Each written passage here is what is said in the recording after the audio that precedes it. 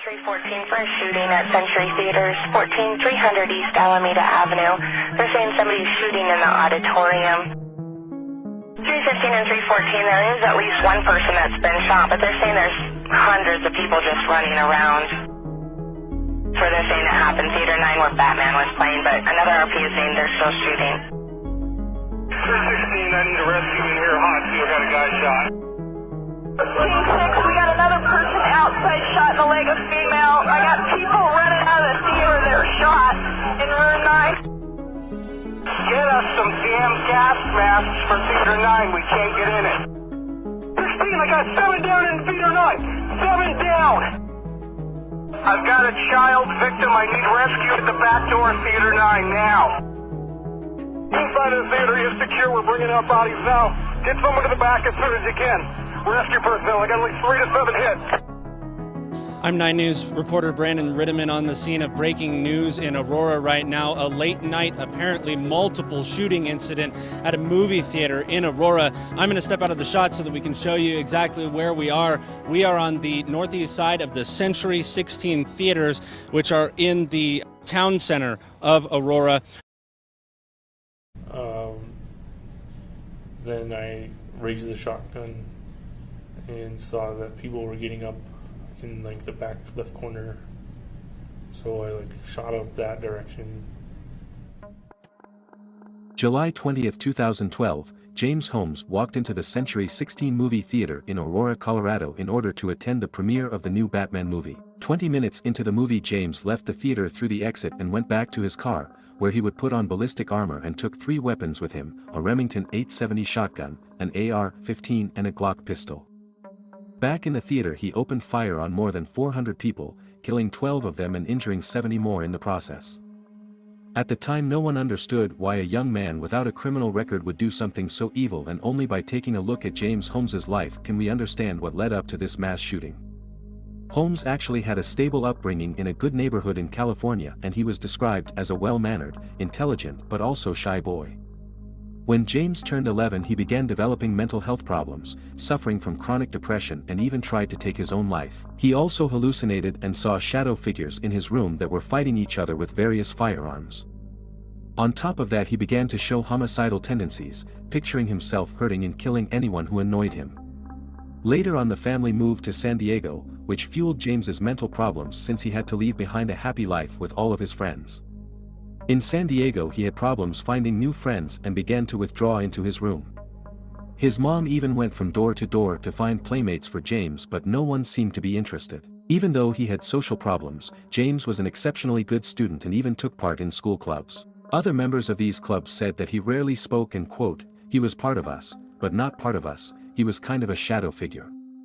In 2006, he graduated from high school, and since his parents both worked in scientific fields, he wanted to follow in their footsteps and decided to study neuroscience. He attended UC Riverside, and in 2010 he received his undergraduate bachelor's degree with highest honors, but due to his social anxiety he skipped his graduation ceremony. Afterwards, he applied to 6 top graduate schools but was rejected by all of them, because his social anxiety made it impossible to pass any interviews. As a result, he moved back to his parents and did not seem to have any purpose in life. He eventually began working at a pill coating factory but rejected their offer for a full-time job, because he did not want to work in this field for the rest of his life. Eventually, he managed to enroll in a college in Colorado and became part of a neuroscience program that accepted only 6 students per year.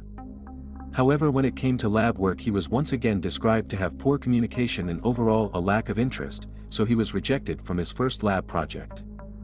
On top of that, his girlfriend broke up with him shortly after, and so James decided to see the university counselor. They talked about his suicidal tendencies in the past, and he told her that he had homicidal thoughts.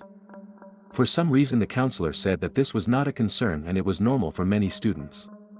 This evaluation was mostly based on the fact that James's homicidal thoughts were never specific, with no specific target in mind, no plans, and no hallucinations linked to these thoughts. He was eventually passed on to the university psychiatrist Dr. Lynn Fenton, where they talked about similar things.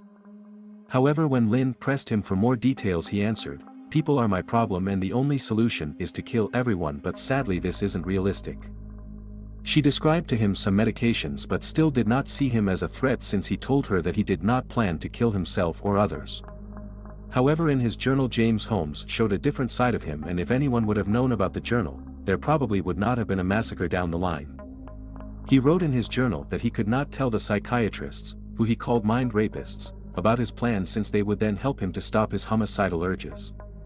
Furthermore, he stated that he would keep lying and deflecting any incriminating statements, because if they were to lock him up he couldn't go on and kill people.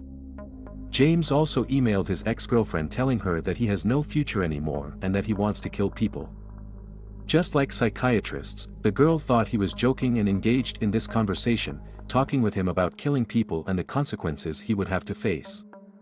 Later the topic shifted to the value of life, and James stated that there is nothing more valuable than a human life. He wrote, quote, "If you kill a person you erase all their experiences and their potential." His ex told him that this would not give his life more purpose, but he was convinced that killing people would grant him a more meaningful life, even though he did not even understand what a meaningful life is. Over time he kept failing at university, which further instilled the urge in him to kill people in order to have a new purpose in life. In his journal he called his failures at school the catalyst for everything and began to plan his killings. His first idea was to build a bomb, however he decided that this might be too suspicious and scratched this idea. Then he thought about biological weapons but ultimately came to the conclusion that this method would take too much biological and chemical work. His third idea was to become more of a serial killer, planning to hide on hiking trails to kill people one by one. However, he decided that this would leave behind too much evidence, and more importantly it's not enough kills for his taste. And finally he got the idea for mass murder, easy to perform with a massive amount of victims, and you only need firearms as well as a crowded space. In James' mind this was the perfect idea, and now it was time to choose the perfect location. He eventually chose the Century 16 Theater in Aurora, because it was large, isolated and in close proximity to his home. James drew detailed maps of the cinema and began to plan his perfect massacre by taking account the size of each theater room and number of exits. In the end he would choose the room with the least entrances and exits, and noticed that one could lock these theater doors with handcuffs to maximize the number of casualties. James also studied the Columbine massacre and came to the conclusion that police will arrive around 3 minutes after he begins his own massacre.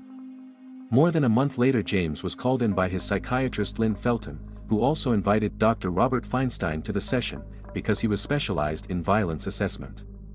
But once again all James needed to do was to deny having any specific plans or targets, so the two psychiatrists called him mentally stable and let him go. However, in June Dr. Felton began to worry and asked friends and family about James, but all of them confirmed that he was not at all violent. Around the same time James also quit his classes and began to gear up for his soon unfolding plan. He bought the AR-15, tons of magazines for his weapons, a case for his rifle, a helmet, ballistic armor, first aid kits, thousands of rounds of ammunition, ballistic trousers, neck protection, rifle scopes, arm protection, a second handgun, and finally Bluetooth headphones and an iPod. The last two items were necessary because he didn't want the shooting to feel personal, so he could just use the headphones to block out the screams of his victims. James also dyed his hair red simply to stand out and because it looked more exotic than blue or green hair dye. But James did not only plan this massacre, he also was working on another plan simultaneously. He booby-trapped his apartment with countless chemicals and flammable substances, while hooking the bomb itself to a wire on the door handle that would act as the detonator. Attached to the bomb were jars with napalm, bullets, and gunpowder, and he also spread out magnesium on the floor, which is probably the most diabolic way of setting a fire. The thing about magnesium fires is that they get worse when coming in contact with water because they then produce deadly hydrogen gas. And since the first instinct when seeing a fire is to extinguish it with water, this makes for a really dangerous trap. There was also another detonator beside the door handle, because he placed a boombox near his apartment and a remote control next to it. If anyone were to try and deactivate the boombox with the remote, they would simply blow up the apartment building.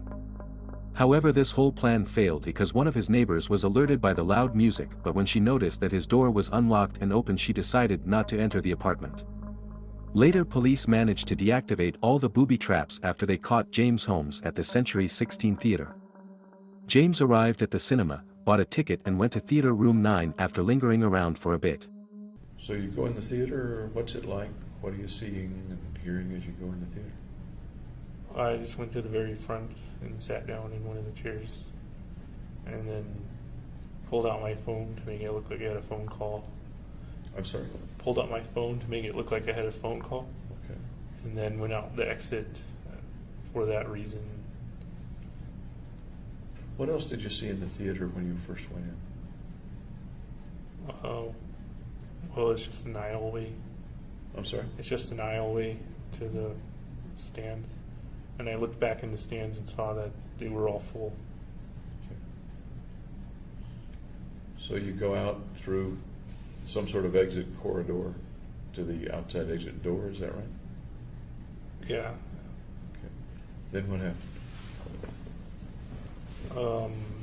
Then I went to put the stuff on and get all the weapons ready. Any particular thoughts, preparations, getting ready, psyching yourself up, anything like that? I put my music on my headphones, on my wireless headphones. Okay. Then what happened? Then an employee came out to the dumpster and threw something away, but I had the tinted windows and the sun shade up, so they didn't see me. But I heard them and everything. But what? Then But I heard them. You heard them come out? Yeah. Okay. What did you think about when they came out?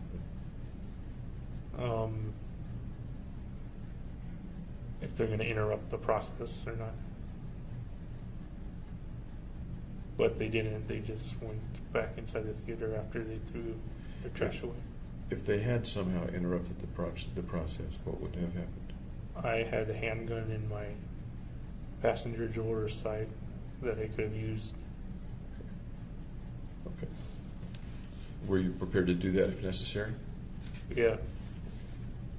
At what point did you call the behavioral health hotline or the hotline of some kind? Like halfway through gearing up. From the car then? Yeah. Okay. So that was something that happened in the car. If you can, I'd like to pretty much hear everything. I want to hear the whole I story. called them, but I couldn't hear anybody on the other line. What led you to make that call?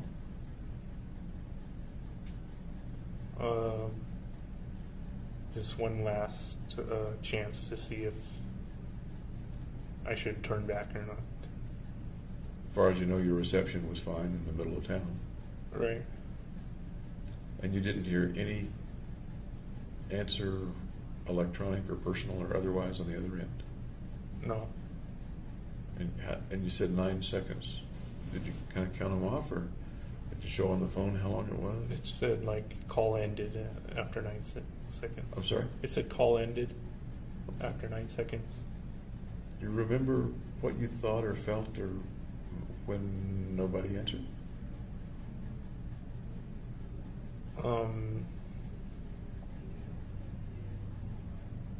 Then shortly after, I thought the FBI would stop me. Walk me through. You go in through the outer door. Then what happens, and what do you see? What do you hear? What do you smell?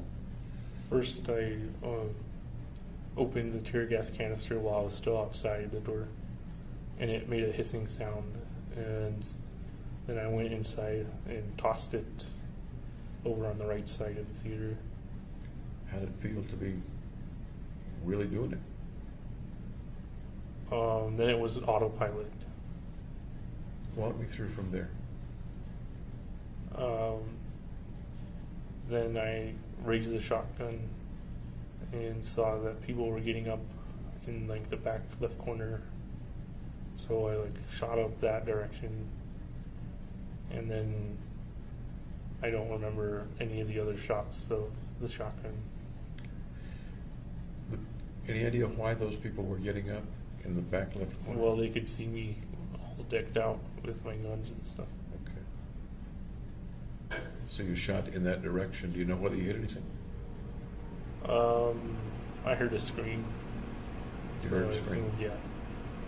You shot how many times toward the folks in the upper left?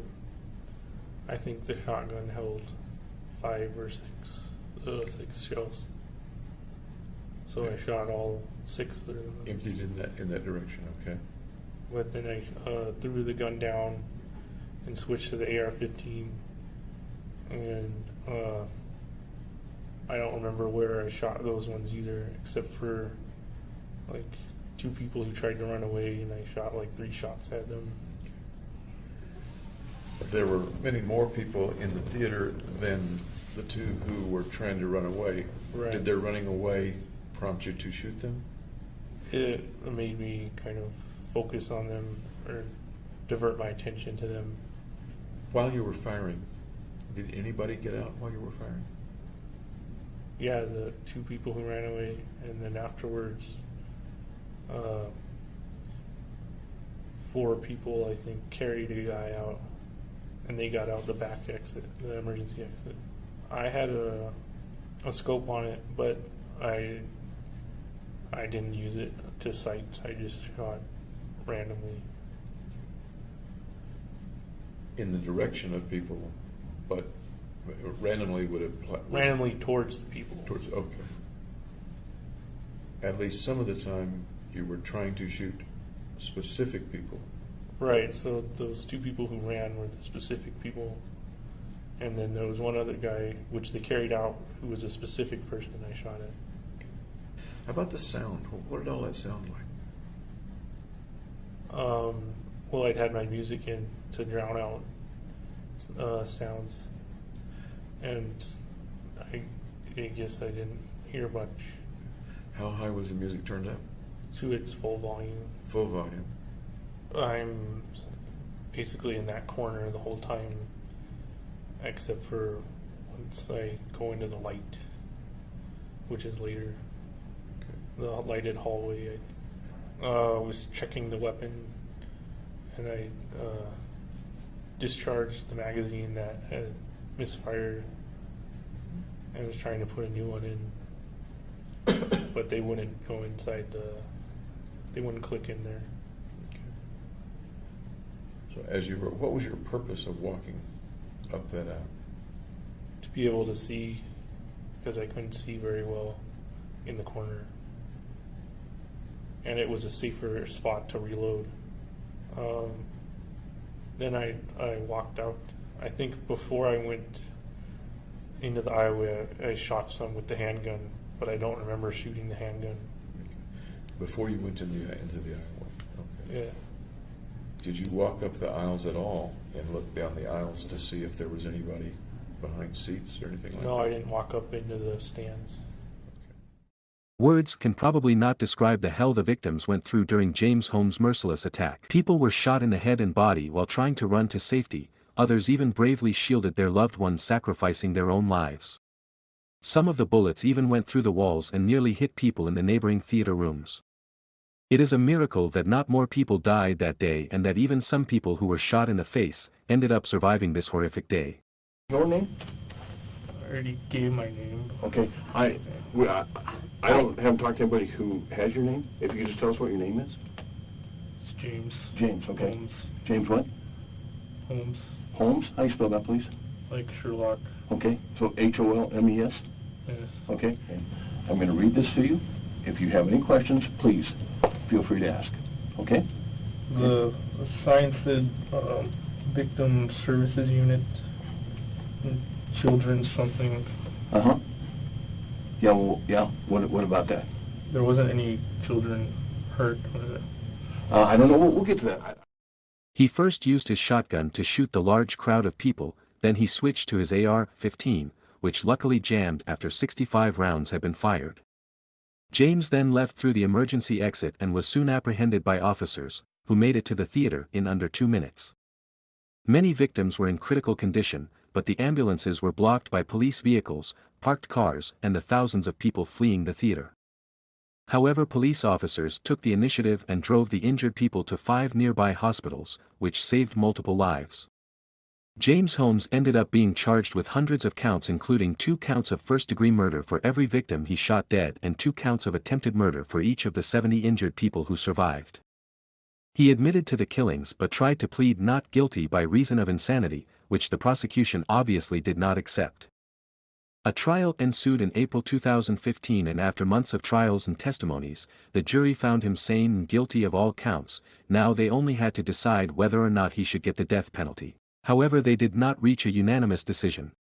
Running all of the sentences consecutive and adding them all up, I believe the total comes out to 12 life sentences without the possibility of parole, consecutive to each other and consecutive to 3,312 years in the Department of Corrections.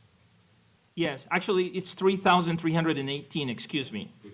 I realize that I have imposed the maximum sentences, and somebody yesterday said, Judge, I want to make sure that whatever sentences you impose, that you are 100% sure that they are just and fair. And I am 100% sure that these are just and fair. I want to make it clear that it is the court's intention that the defendant never set foot in free society again. The intention of my sentences is that he spend every single day of the rest of his life in prison, and that he be imprisoned without the possibility of parole. If there was ever a case that warranted the maximum sentences, this is the case. One of the victims yesterday said the defendant does not deserve any sympathy. I wholeheartedly agree. The defendant does not deserve any sympathy, and for that reason, the court imposes the maximum sentences that the court can impose under the law. Sheriff, get the defendant out of my courtroom, please. Thank you. Even after hearing the entire story of James Holmes, it is still not completely clear what the motive behind this massacre was, or if there even was a motive behind it whatsoever. The most likely explanation is a mixture of mental health issues combined with a failed path in life with no purpose left. One could try to think of every possible way this horrific crime could have been avoided, and we could start to blame everyone around James, like his psychiatrist, his friends, and family. However, I do not believe that life is a series of simple answers, and I was never a fan of blaming people, since it's easy to blame someone in retrospect. Instead, we should all remember the victims of this tragic day.